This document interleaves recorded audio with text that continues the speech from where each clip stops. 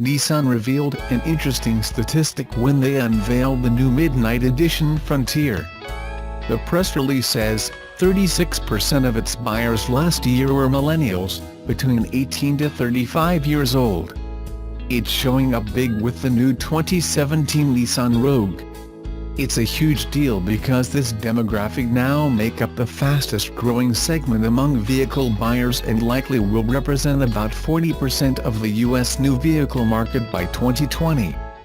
Experts say, they now drive changes in automotive marketing and product features and are likely to influence future automotive developments more than any generation before them, and they are 75 million strong in the U.S. alone. This generation is tech-savvy, they are free, and they are more willing to try new things, challenge processes and think differently about the future than older generations. And Nissan knows how to tap into this generation minds.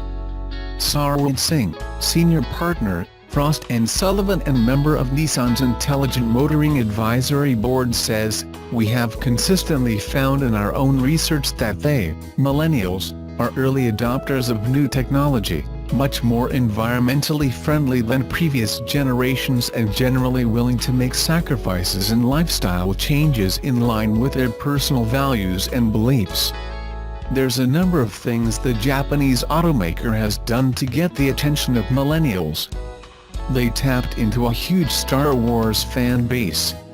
Nissan's alliance with the Star Wars film, Rogue One, a Star Wars story, was a huge success, and now the new generation Rogue crossover is the #1 selling vehicle in the brand's lineup.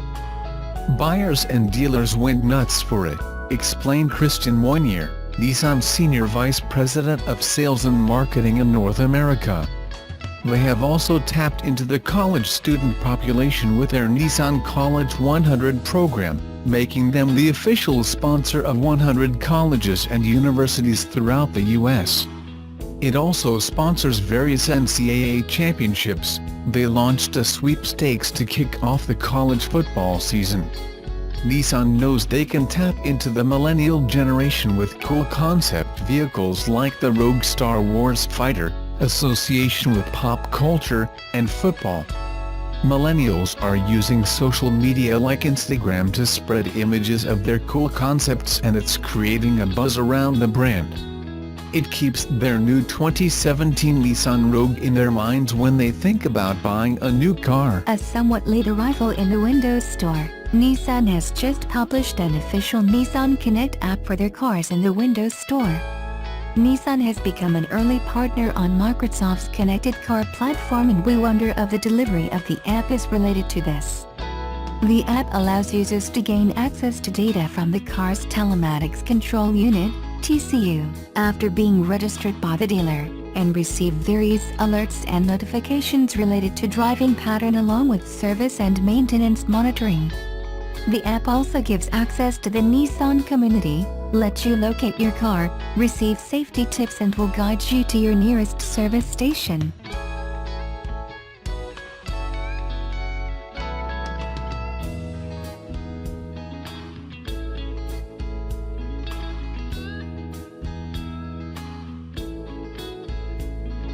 Nissan has released its official Nissan Connect application to the Windows Store, which is available for download for Windows 10 mobile devices. The app shows you the nearest Nissan support centers on the map, along with the option to monitor the maintenance work done by the specialized staff. Users can also track the trips and access the Nissan community to compare with other users. The app, which is connected to the telematic control unit system, provides alerts and notifications about the driving model the user is having with the car, along with option to access the eco scores and see a set of safe driving trips.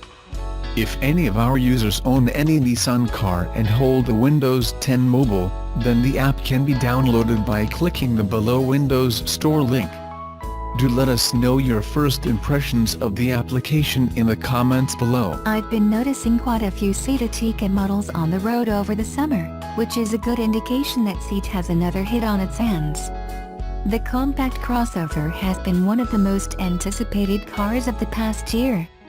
Seat was late to the SUV crossover game, but is catching up with the Ertiga and the Arona, a Nissan Juke rival that hit forecourts recently.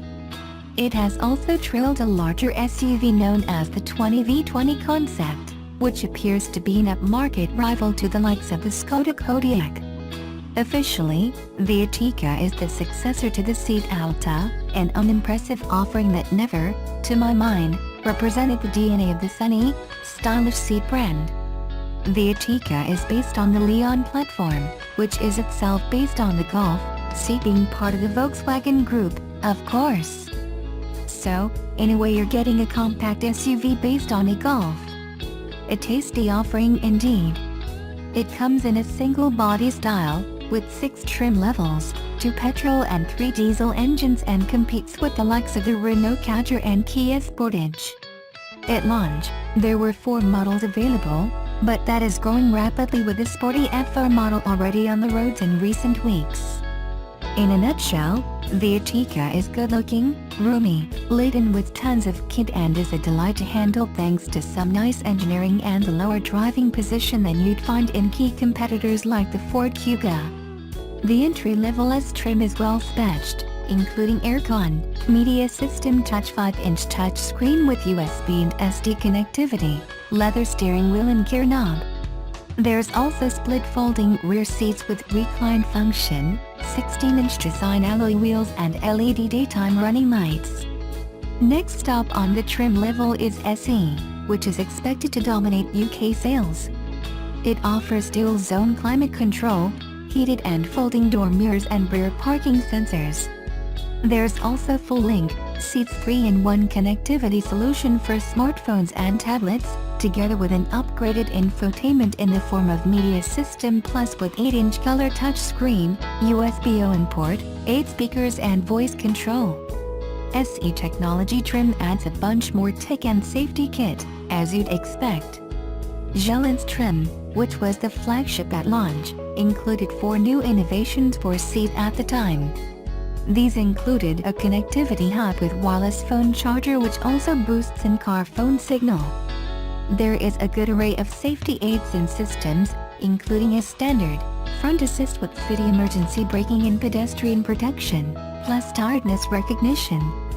Also featuring across the range are ASR traction control, ESC, electronic differential lock, XDS, 7 airbags, hill hold control, and also a tire pressure monitor. Even at launch, the Ertiga came with a good range of engine choices.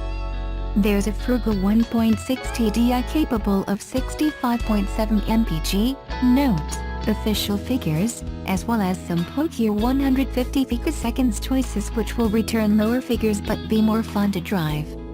The 2.0 TDI 190 diesel looks tasty, but is only available on higher range cars. The 4Drive, a 4x4 option, is also on offer with the 2.0 TDI 150 diesel engine unit. Mainstream models cost from £17,990 to £29,990. However, recently the sporty FR model was made available, and if you've the cash and enjoy your driving, this might be the one for you.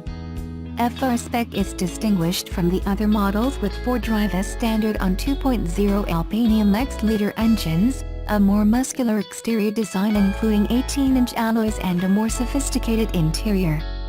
It comes with body-hugging sports front seats with Alcantara upholstery and a grippy leather-trimmed steering wheel. The Ertiga FR range is priced from £24,960 to £30,930. The final Australian-built Toyota Orion large car rolled down the automaker's Altona production line last week ahead of the full closure of the Victorian facility, which also builds a Camry, next month. After 11 years of production, the Orion racked up a build tally of 180,000 units across 2 generations, divided between 110,000 for local consumption with a further 70,000 exported. The first generation Orion was launched at the Melbourne Motor Show in 2006 as a replacement for the aging Avalon sedan, a version of a hand-me-down US design drafted into duty to give Toyota a competitor for the Holden Commodore and Ford Falcon. The more up-to-date Orion was designed by Toyota's Australian office in Melbourne by the current design chief, Nick Hogos. Using the Camry V6 as a starting point, the Orion featured unique front sheet metal, with changes to the rear bumper, lights, and boot lid to give it a more substantial appearance. To cap off local production, the last Orion was a flagship Presara grade model finished in crystal pearl white. Rather than being kept as a memento, the last Orion was collected from the Altona plant by a Melbourne-based dealer who will sell the car. The final Orion comes as part of a phased production shutdown for the Altona factory ahead of the Toyota's full withdrawal of local assembly operations, with the last locally built Camry hybrid model set for a September production slot before the very last petrol-powdered models roll down the line in October. Toyota won't replace the Orion with the next generation model. Instead, the imported Camry, which is set to arrive in November, will reintroduce a V6 engine option to sell alongside petrol and petrol-electric hybrid models.